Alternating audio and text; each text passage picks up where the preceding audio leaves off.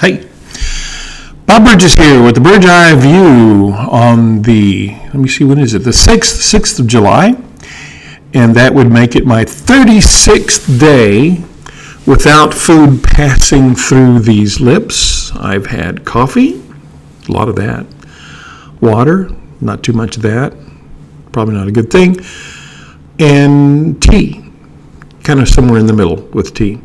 I've also had a few other things. Today I had a Celsius drink, which has exorbitant amounts of caffeine, but it tasted good. So I was wide awake for this evening and probably will need to try to figure out how to get to sleep tonight. But no solid food through my mouth, through my lips, into my mouth, for 36 days. I am going to definitely make the decision. I already have made a decision of stopping after 40 days, and I'll start my refeeding process this week on the 11th of July. So today is the July 6th, and I have had a successful day at not eating, if that's all you measure it by. I did restart my blood pressure medication, because my blood pressure had been, it shot up even further today. My blood pressure went up to 170 over 98 in the afternoon. It was in the morning, it was 136 over 89. Then I took it again in the afternoon. It was, it was 148 over 87, which is still high. It was just high at 170 over 98, which is like way too high. So I took some more blood pressure medication. I'm giving up and saying that I need to continue that. So I had to put that back on, and tonight it was 136 over 89, which is bringing it back down. So I'll start doing that again. As far as my glucose numbers, this morning was 95, tonight was 107.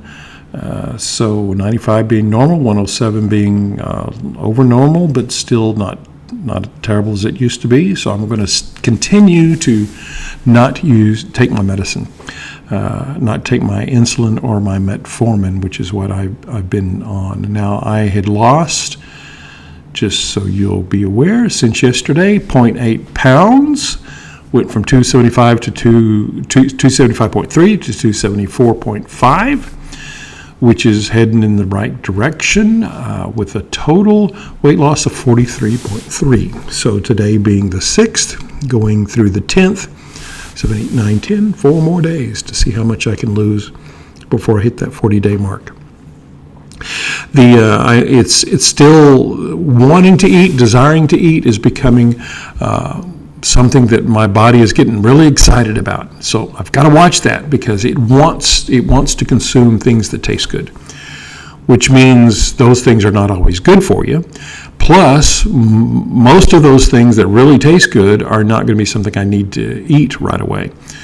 The things that tonight I went to a restaurant. It was actually kind of a club kind of thing, because I want to hear some live music, and they had some Bollywood stuff. I'd never heard Bollywood outside of something on a movie, so I thought I'll go and just hear. It's an Indian place, and I tell you what, the curry smell was strong, and I like curry. So my mind started imagining all the different kinds of foods that I wanted to jump. So I want to go straight into curry first thing on Friday. I won't, but that's what my mind tells me to do. So that struggle's real. It's every day. But because I've gone so far, I'm certainly not going to give up just because something smells good or sounds good. I've only got a few more days before I start back on the process.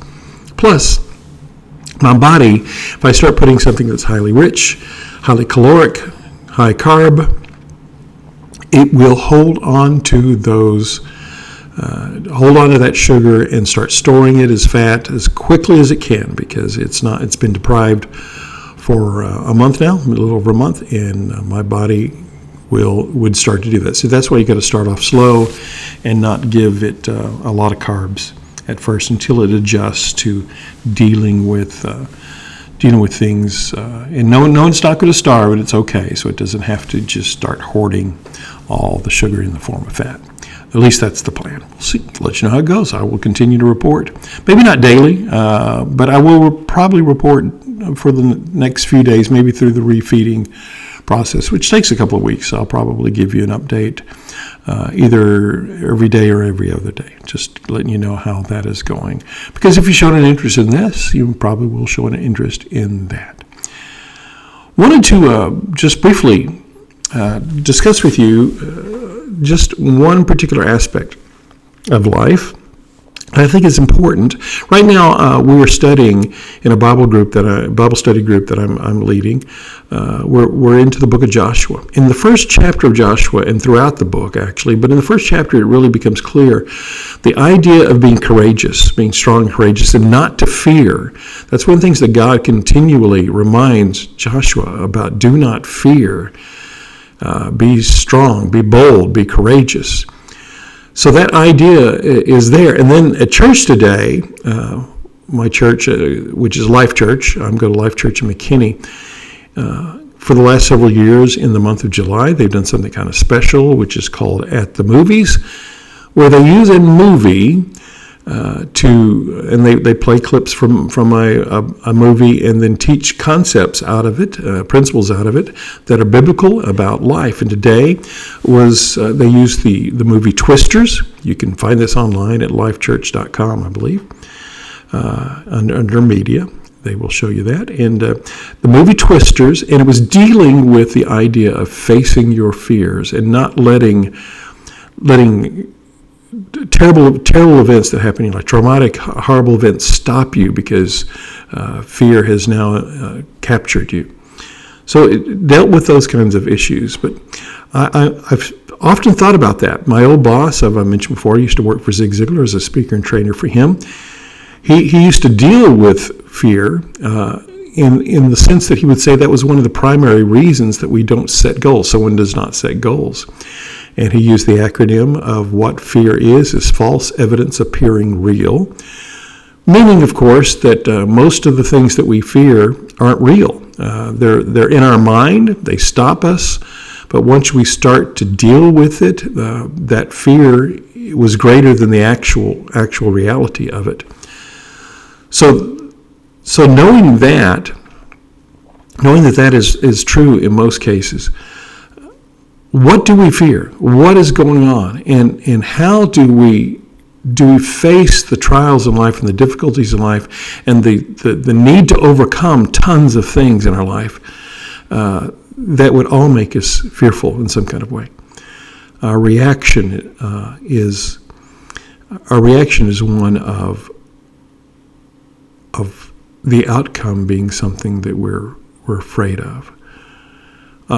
And it's so hard because it's an emotional kind. Fear, of course, is an emotion, and logic has a hard time overcoming an emotion sometimes because we feel what we feel, and emotions drive our actions far more than does our logic. That's one of the problems that we have in our corrupted, fleshly human existence is the fact that our emotions drive us so much. We look at them as more directive than we should. They give us information. They tell us what's going on in our world so we can assess it and understand it. But they shouldn't be the sole determination of how we behave and act, particularly when it comes to fear. The thing is how you overcome fear, or at least deal with it, manage fear, has a lot to do with what we can do in the place of the fear. And that's what happens in most of our negative emotions, or emotions that limit us. Fear is not necessarily a negative thing, because there are some things to be fearful of, and we need to have that emotion. That's a gift from God. But when fearfulness makes us have a paralysis in life, excuse me, when we don't move forward, then that's becoming a problem. And the thing is we have to be able to manage that so that we can move through that. I have had fear stop me in so many different ways. Fear of failure, fear of success, fear of the fact that I have to keep up a success. If I have success, that's been a big non-motivator for me, is the idea that if I do something and I do it well and have some success, I fear having to keep that up. So sometimes I've just not done it. And it's easier not to do it. The thing that I found, though, is my fear of failure it doesn't make sense to stop me. If you think about it, your fear of failure doesn't make sense to stop you, because if you let that stop you, you have ensured the thing that you fear. You're not going to be a success because it stopped you. So it doesn't make sense to let that stop you from a logical viewpoint. Go ahead and give it a try, because at least that's the only chance you have of having your success is to move forward. But fear does stifle us. So the thing that I've learned, and this is hard to apply many times, but I want you to hear me, is what God says to Joshua. He doesn't say just to be bold and courageous, but he follows that with the idea is because I'm with you. See, on our own, we really have no leg to stand on in terms of our ability to do anything in life. And even what we accomplish outside of God really doesn't add up to much in terms of an eternal kind of consequence, eternal kind of need.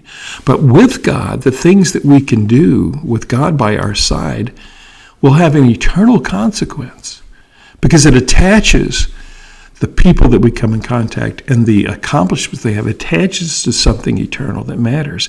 And that gives it a purpose beyond just the single accomplishment.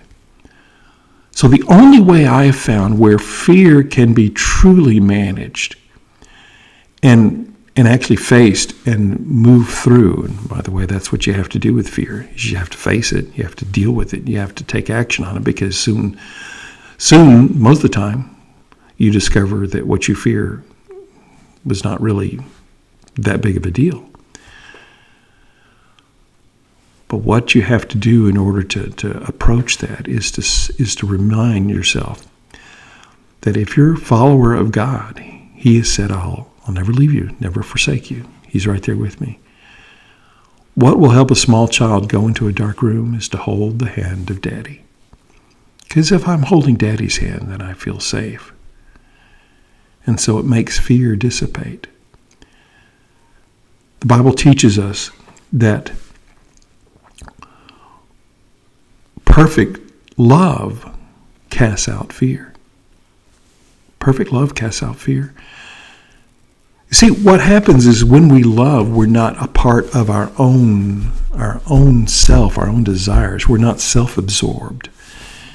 If there's a fire in a home and we see some people through the window there and the roof's on fire and they're maybe not even aware, we will be more likely to run into that house to try to save them, because our love, our care for those people casts out the fear that would stop us otherwise. Perfect love casts out fear. The source of love, actually more than just the source, the person of God. God is love, not just the source of love. He is love. So Him by our side, holding our hand, that love that He channels through us casts out fear. So the only way I've been able to find, in summary, to be able to manage fear properly is to hold on to Him and know He's by my side, just like my Daddy. Until tomorrow night, when I tell you how the 7th day is gone, or the 37th day, of my fast. Good night.